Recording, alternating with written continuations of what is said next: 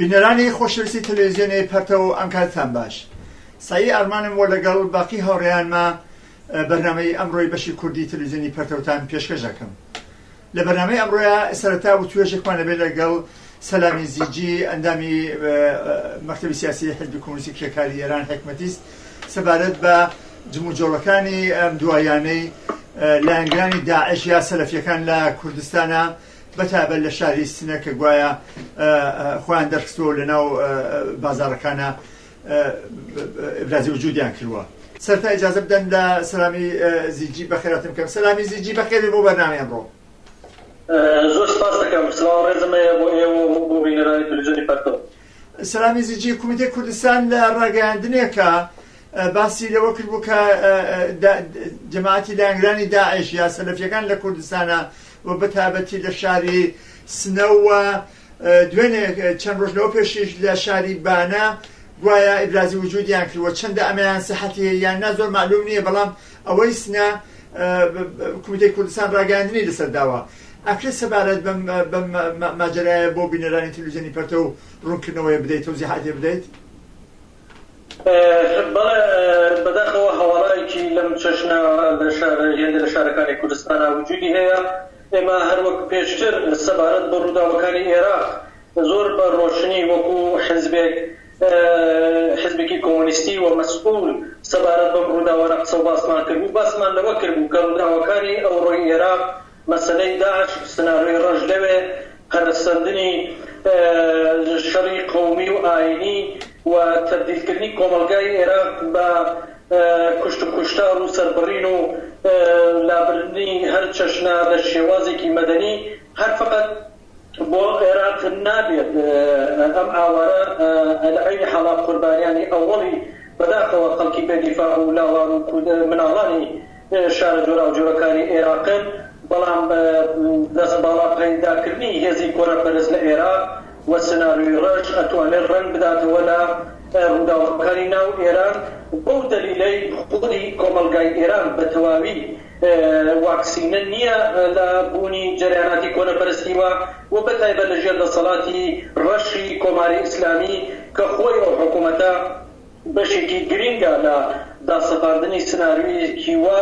و تەقوێتکردن و بەهێزکردنی هێزانی کۆنەپەرست لە پێناو بەرژەوەندی خۆیدا. هەر بەم ڕۆژ ڕووداوەکانی ئەوڕۆی عێراق ئەم مەترسی بەگشتی لە ئێران و تایبەتی لە کوردستان بۆتە مەترسێکی گەورە لەناو کۆمەڵانی خەڵکدا و ئەم جەم و جۆڕە چه جەنبەی تەبلیغاتی و نەمایشی بێت و چه ئەوە بێت کە ترس بخەنە ناو کۆمەلگاکە. ئەمە واقعیەتێکە کە دەبێت بە جددیوە ئێمە وەکو حزب و خەڵکی کوردستان و خەڵکی ئێران بە جددیوە چاوی بکەن و بە پێشوازیەوە بچن و هەر لە ئێستاوە دەبێت لە هەموو بوارەکانە خۆی بۆ سازکەین بۆ ئەوەی لە ئەوڵین سەردەرهێنانی سەرهەڵێنانی ئەم جۆرە هێزە ڕەشانە لەسەر جگای خۆیان دابنین و لە کۆمەلگایان وەردەبنین. ئێمە حزبێمە چەندین ساڵە لەسەر سەلەفیەکان لە کوردستانە قسە ئەکات و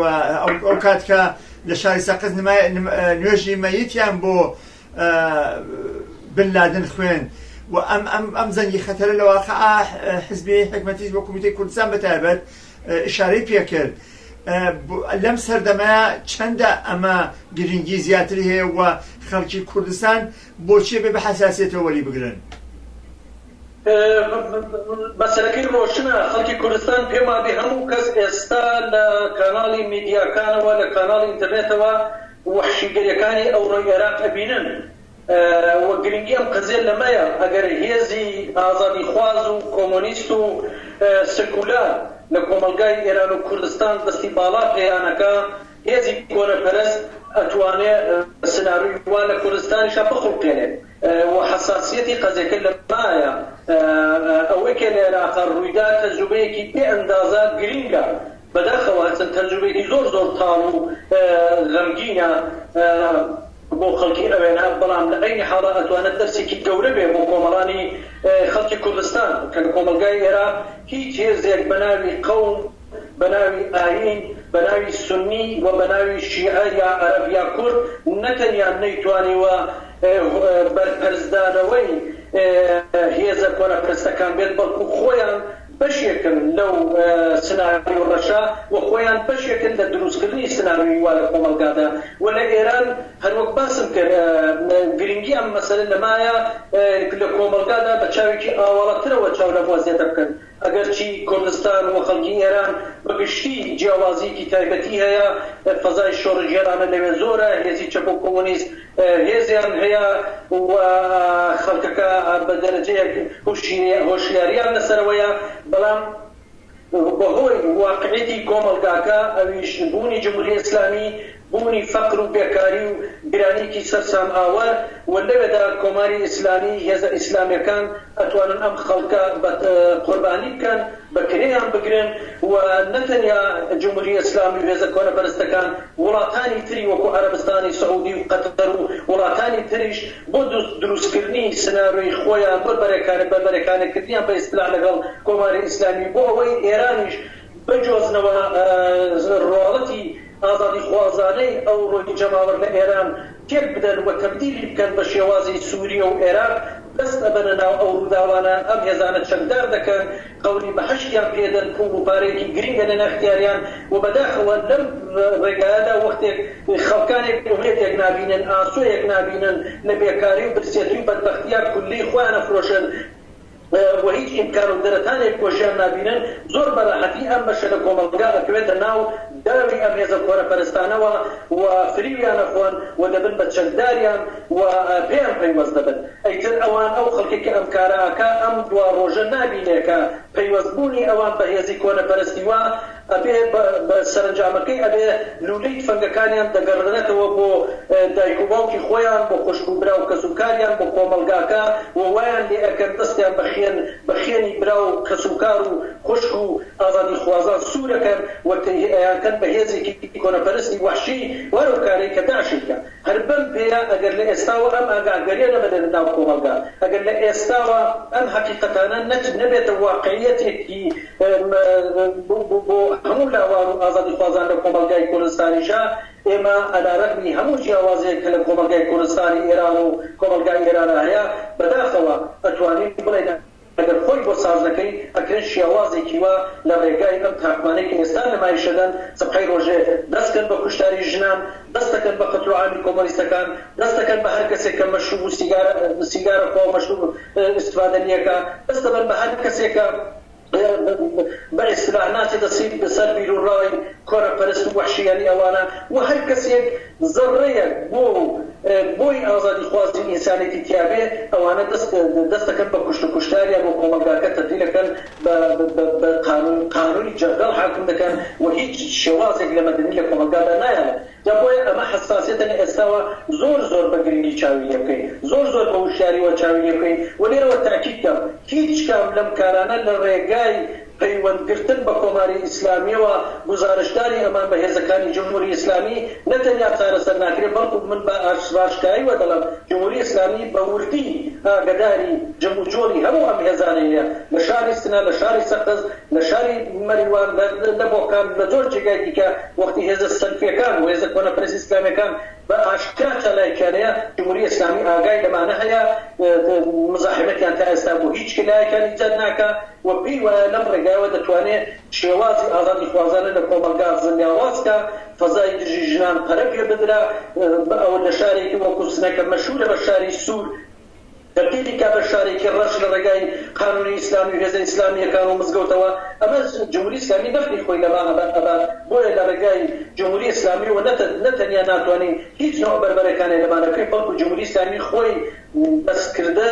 ئەمانە دەستکردەی جمهوری ئیسلامی بە نەفعی جمهوری ئیسلامی کارەکان و تەنیا ڕێگایەکە هەیە خەڵک بە هێزی خۆی بە قودرەتی خۆی بە ئاگاداری خۆی و بە هێزێکی چەپ و کۆمۆنیست و ئازادی خواز کە بەرژەوەندەکەی لەگەڵ بەرژەوەندی کۆمەلگاکە تێکڵاوە پشت بەستێەوە ئەمە تەنیا ڕێگایەکە کە ئێمە توانین گارانتی بکەین زەمانەتی کەین ئەو هێزە کۆنەپەرستانە لە هەر شوێنێک سەران بێنن لەسەر ڕێگای کۆمەلگا لایەن بێت. سەلامی زیجێ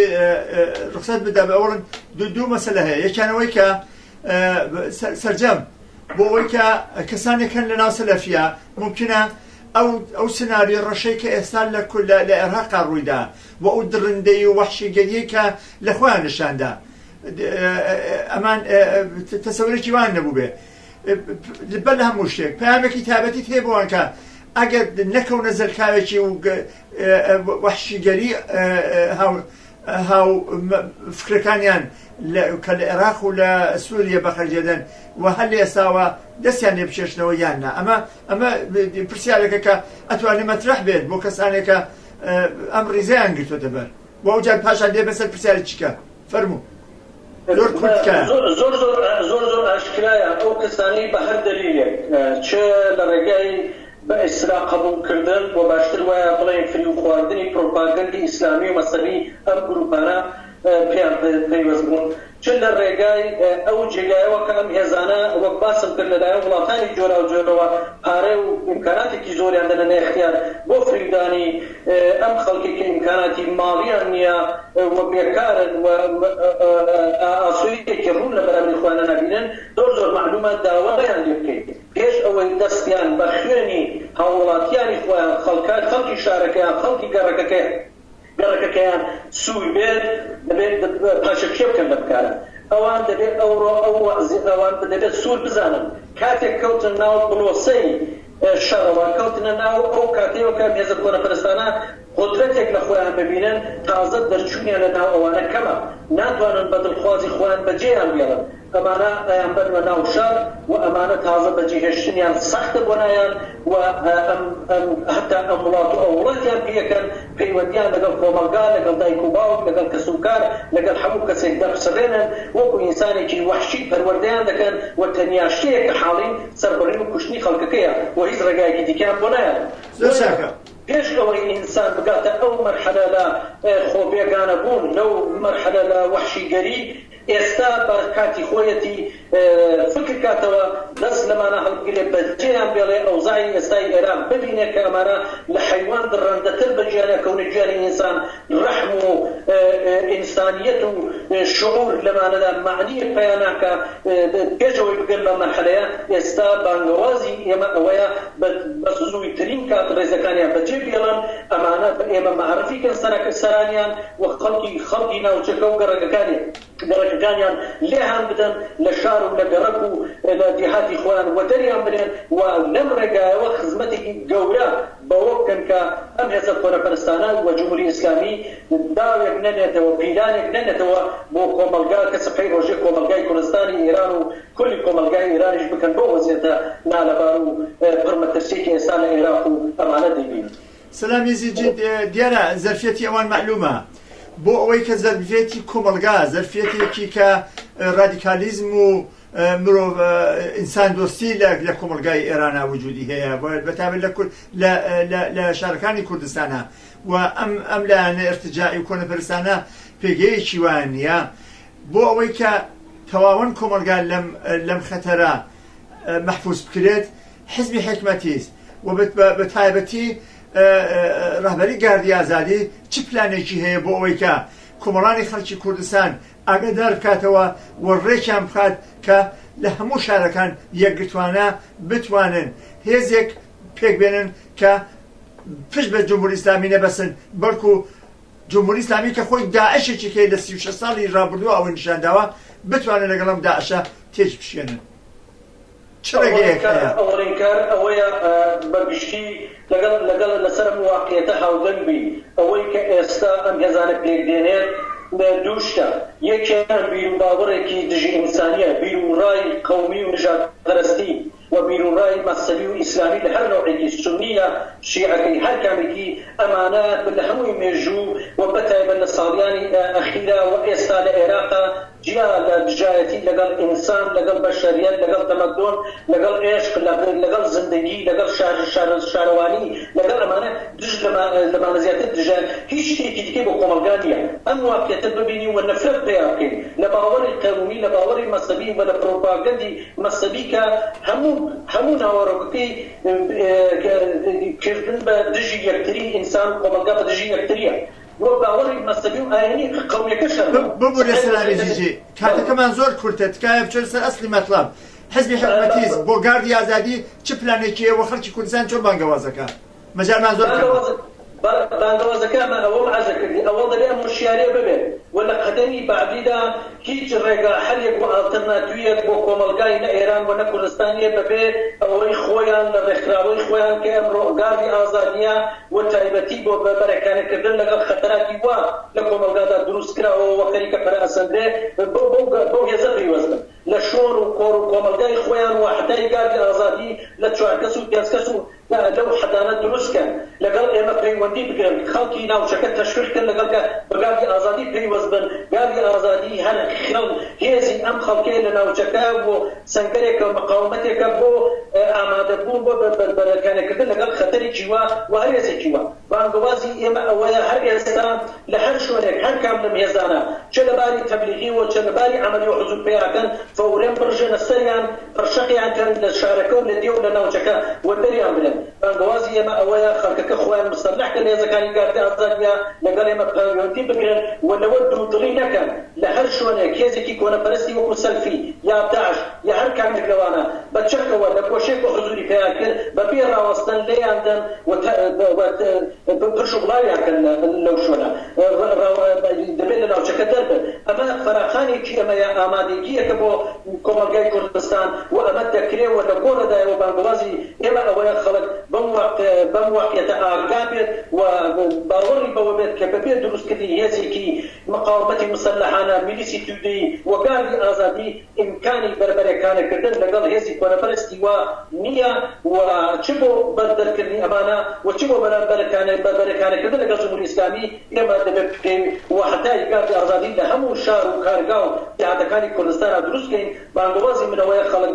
بە گاردی ئازادی پەیوەست بێ و وحدەکانیان دروستکەن لەگەڵ ئێمە پەیوەندی بگرن و خۆیان سازکەن بۆ بەربەرەکانێکردنێکی حەمەلایانە دژ بە هەر هێزێکی کۆنەپەرستی دژی خەڵکی کە سەر هەڵدەدات. سپاس دەکەم سەلامیزیجی کاتمان نەماوە بە ڕوخسەت بینەرانی خۆشەویست لاوان ژنان ئەمڕۆ بینین لە کوردستانە لە شار لە کوبانیە چۆن ژنان و لاوان بەرهەڵستی هێزە وەحشیەکانی داعشە بنەوە دەبێت خۆ ئامادە بکرێت بۆ وەها بەربەرەکانەیەک کە نەداعش و نەجمهوری ئیسلامی نەتوانێت دەستدرێژی بکات بۆ سەر ژیان و ماڵ و ئەمنیەتی و ئاسایشی خەڵکی کوردستان بە گاردی ئازادی و پەیوەندی بکەن و هێزەکانی گاردی ئازادی لە شوێنی کار و ژیانی خۆتان پێک بێنن. سەرنجتان ڕاکێشم بۆ وتوێژی دواییم لەگەڵ عوسمانی حاجی بارف لەگەڵمان بن.